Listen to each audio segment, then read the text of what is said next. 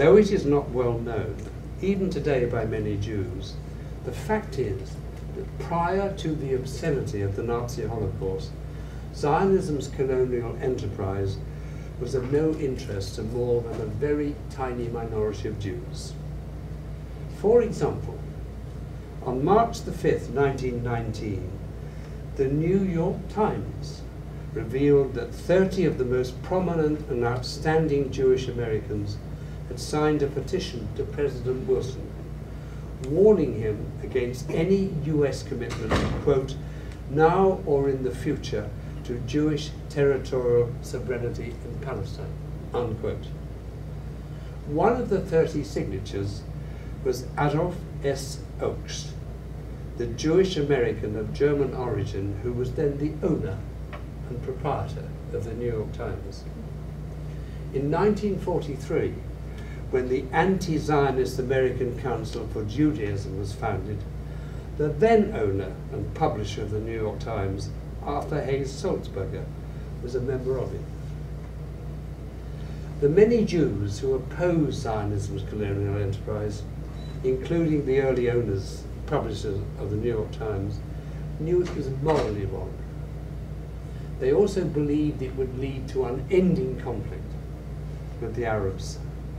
But most of all, they feared that if Zionism was allowed to have its way by the big powers, it would one day provoke anti-Semitism. Now that fear was given fresh airing in 1986 by Israel's longest-serving Director of Military Intelligence, by name Yehoshaphat Hakabi. In a remarkable book in 1986 with the title Israel's Fateful Hour, he wrote this. It's a fairly lengthy quote, but I'll read it to you. Quote, Israel is the criterion according to which all Jews will tend to be judged. Israel as a Jewish state is an example of the Jewish character which finds free and concentrated expression within it. Anti-Semitism has deep and historical roots. Nevertheless, any flaw in Israeli conduct which is initially cited as anti-Israelism is likely to be transformed into empirical proof of the validity of anti-Semitism.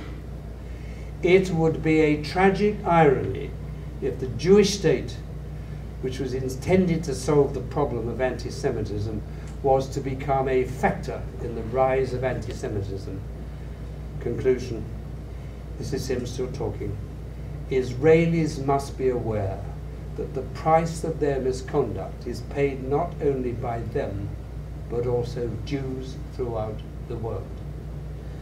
Now today there is almost a case for saying that Israel's, quote, misconduct, unquote, in my view it often now amounts to naked state terrorism, has become not only a factor in the rise of anti-Semitism, but the prime factor.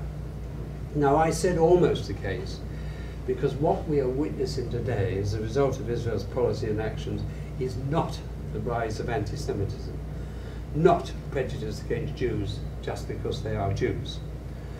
What we are witnessing today in many nations, including here in this one, where more and more citizens are beginning to see an arrogant, insufferably self-righteous Israel as the obstacle to peace, is anti-Israelism, which is more accurately described as anti-Zionism. But as Huckabee warned in that quote I read to you, the danger is that what starts out as anti-Israelism is transformed into anti-Semitism. Now my own view, and I'm not afraid to say it, because I know it's shared in private by a number of very eminent Jews, is that this will happen.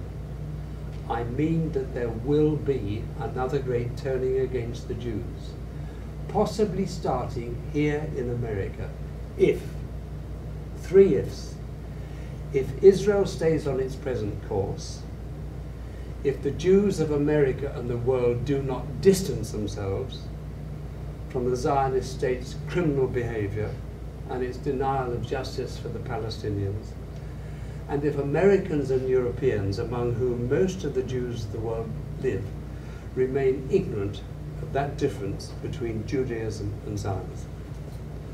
And that's why I say the truth of history has to be handled with extreme care.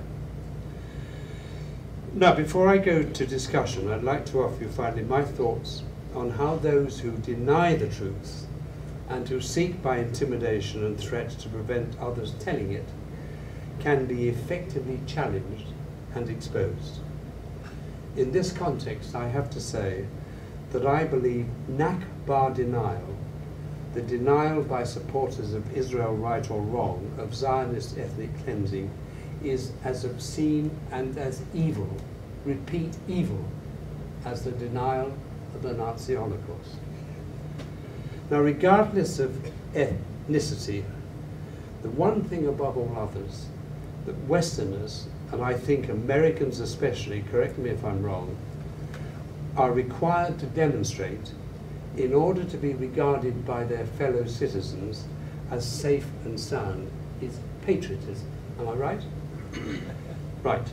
Well, hold on to that thought while I make this short statement. The best recruiting sergeant for violent Islamic fundamentalism in all of its forms, everywhere, is the double standard of American-led Western foreign policy, and in particular with regard to the conflict in and over Palestine that became Israel. Now, in recent times, even one of America's most senior serving generals, you know who I mean, David H. Petraeus, has said that support for Israel right or wrong is not in America's interest and is even damaging them. So I say to you this, by helping your fellow citizens to understand this, you would not only be presenting yourselves as real patriots, and therefore best protecting your own interests, you would be helping to expose supporters of Israel right or wrong for what they are: brainwashed, deluded, and plain wrong. That's at best. At worst, they are a threat to the real national interest. So my appeal to you this evening is this: if you really care about keeping hope for justice and peace alive, and best protecting the real national and other security interests of your country, become engaged in the war for truth and justice, and play your necessary part in making your democracy work for justice and peace. As I said, I devoted more than 5 years of my life to researching and writing a book to provide you with a tool. Please try to make use of it. Thank you.